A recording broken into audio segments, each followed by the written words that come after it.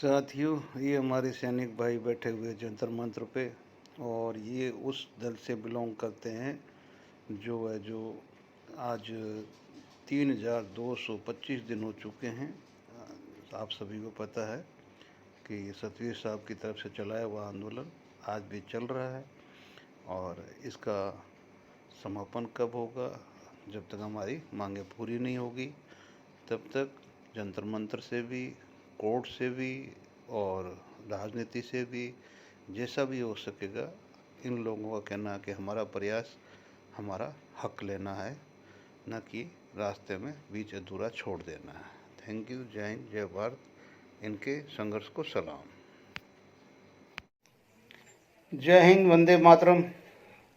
मैं आपका साथी वेटरन ओम प्रकाश जैसलमेर से। साथियों, मैंने कल भी और अभी वीडियो डाल ही रहा हूँ, सभी को बोल रहा हूँ, जो देश का माहौल है वो दिनों दिन जैसे जैसे चुनाव की तारीखें नज़दीक आ रही है, मताधिकार की, वैसे वैसे पारा चढ़ता जा रहा है। और हमारे भी कुछ भाई मैदान में खड़े हैं। हम लोग भी पिछले 10 सालों से आंदोलन कर रहे हैं, और आंदोलन चाहे वो जनरल सतवीर करे, चाहे वो कोई और जेसूज करे, चाहे कोई और करे, चाहे साबका करे, चाहे एफईए करे, चाहे आईओ करे, चाहे दिल्ली वेटरन करे, चाहे कोई भी करे, लेकिन संघर्ष तो किया है हकों के लिए और करते जा रहे हैं। और हमारी सुनने वाला कोई नहीं है। सबसे बड़ी बात यह है कि जो अभी 5 दिन पहले हमारे कपिल ने डाला था कि 5 जब राज्यों के चुनाव थे तो सैनिकों की बात होती थी, लेकिन आज लोकसभा के अंदर किसी भी पार्टी के प्रत्याशी के मुंह से सैनिकों का नाम नहीं है। क्यों? कि राष्ट्रीय पार्टियां जानती है कि ये हमारे गुलाम हैं।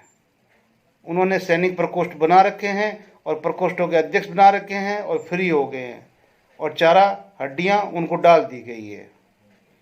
अब कोई भी पार्टी है तो जो प्रकोष्ठ बना हुआ उस पार्टी का, उस जो प्रकोष्ठ का अधिकारी है वो उन्हीं का पिट्ठू है या कुछ भी है, उसने उसी की बजानी हाजिरी। लेकिन इस बीच हमारे कुछ जवान, कुछ हमारे भाई जो सीधे मैदान में आ गए हैं कि हमें तो संसद में जाके आवाज़ उठानी है। तो दोस्तों, ऐसा माहौल दोबारा, जैसे कि आज सारी पार्टियां बैकफुट पे हैं, आपसी लड़ाइयों में मरी हुई है, ठीक है ना। और हमारी राष्ट्रीय पार्टी तो भ्रष्टाचार को ख़त्म कर रही है। कोई भी भ्रष्टाचारी मिलता है, बाजू पकड़ती है, डुबोती है अपनी मशीन में और भ्रष्टाचार ख़त्म करके और अपनी पार्टी में ले जाती है। क्योंकि उनको भ्रष्टाचार ख़त्म करना है। भ्रष्टाचार ख़त्म करने के लिए उनको ये करना जरूरी है। अभी पिछले 1 महीने में कम से कम 5-6 हज़ार लोगों को उन्होंने, बड़े छोटे सब मिला के, उनको बीजेपी ज्वाइन करवाई है। वो भ्रष्टाचार धोखे ना वो साफ हो गए और अब उनको ले लिया, भ्रष्टाचार खत्म। जो भी भ्रष्टाचारी दिखाई देगा उसको बाजू पकड़ेंगे, अपनी मशीन में डुबोएंगे, अंदर ले जाएंगे, भ्रष्टाचार खत्म। भ्रष्टाचार रहेगा नहीं इस देश के अंदर, अभी बिल्कुल नहीं रहेगा, क्योंकि एक मशीन ऐसी बन चुकी है, वो मशीन से भ्रष्टाचार साफ हो जाता है।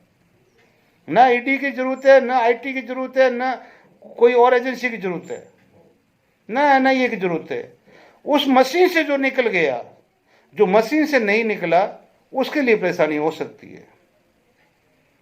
तो ये मौका हम सैनिकों के लिए भगवान ने दिया है। अगर हम सही प्रयोग ले तो हमारे क्षेत्र में जो भी सैनिक खड़े हैं, अपना तन मन धन लगा के उन सैनिकों के पीछे हो जाओ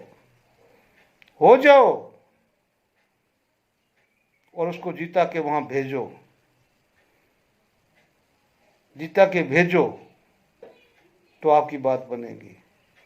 बाकी उन्होंने ले लिया हमारे को, उन्होंने अपना वो पत्र में ले लिया, घोषणा पत्र में ले लिया। अरे साहब, जिंदगी भर लेते आए हैं, ये जिंदगी भर लेते आए, इन्होंने दिया कुछ नहीं हमारे को, ना ये कुछ देने वाले हैं, ठीक है ना। और जो दिया, और वो हमारा हक था। आज 40-45 साल से 70 की 50% पेंशन ले रहे हैं। अभी देख लो ना, इस पे कमीशन को भी 10 साल पूरे होने जा रहे हैं।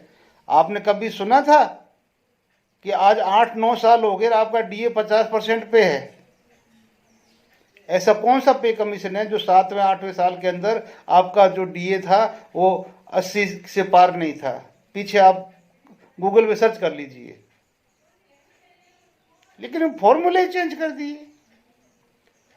अभी उपभोक्ता सूचकांक की फरवरी महीने की बाहर नहीं आ रही, रिपोर्ट बाहर नहीं आ रही है।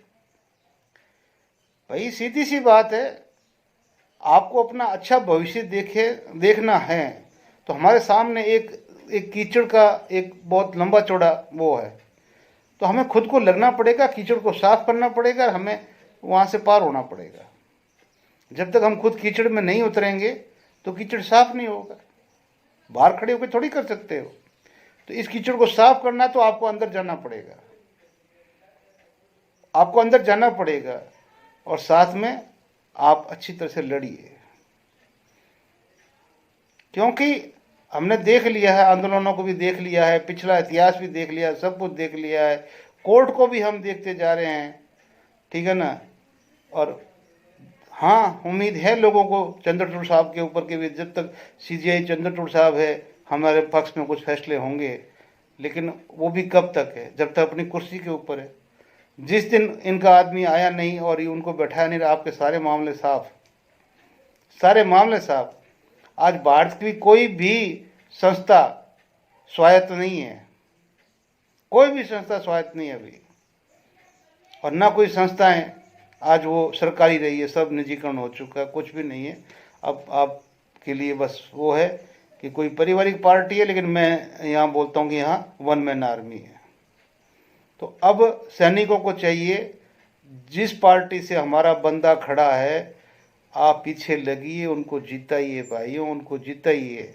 एक बार संसद के अंदर अपने कम से कम 5-7 जेसीओ भी ओआर सिपाही कोई भी है चले गए तो कम से कम आपकी आवाज संसद में गूंजेगी तो सही, गूंजेगी तो सही।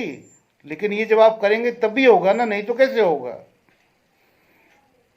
हम एक दूसरे पे, अभी मुझे कल किसी ने बोला कि आप आइए इधर।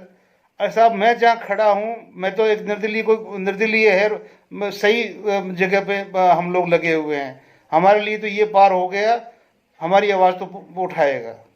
ऐसे आप चाहे अपना कैंडिडेट चुन लो, ये पार्टियां कुछ नहीं करने वाली है। जहाँ सैनिक नहीं है तो वहाँ निर्दलीय को उठाओ, और ये शर्त को भाई तूने वहाँ जाके उठानी है ये।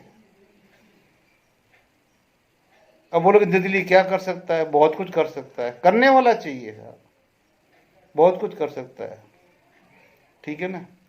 लेकिन हमें चाहिए कि एक बार अपने सैनिक शक्ति को आभास कराते हुए इस सरकार को हमें अपने नुमाइंदे संसद में भेजने पड़ेंगे। उसके लिए चाहे हमारे को ये 5 साल लगे, चाहे अगले 5 साल लगे, हम रहे न रहे, लेकिन आगे ऐसा एक रास्ता बना दो कि जिससे कि आप कह सको कि हाँ भाई ये रास्ता बना हुआ है, इस रास्ते में हमारे आने वाली पीढ़ी चलेगी और संसद की तरफ जाएगी। जब तक संसद में हमारी भागीदारी नहीं होगी, हमारी भागीदारी नहीं होगी, तब तक हमें अपने कोई हक नहीं मिलेंगी, और जो हमारे हक है वो हक भी काट दिए जाएंगे। फिर बाद में रोने के सिवाय हमारी पीढ़ी के पास में कुछ नहीं बचेगा। आगे आपकी मर्जी है। क्यों कि मैं सिर्फ हर बात के ऊपर करता हूँ मंथन, और जो मुझे अच्छा लगता है कि हाँ ये होने वाला है, ये होगा, आपको भी पता ये होगा, तो प्लीज़ अभी खड़े होइए और वो रास्ते बनाइए अपने आने वाली पीढ़ी के लिए। जय हिंद, जय भारत।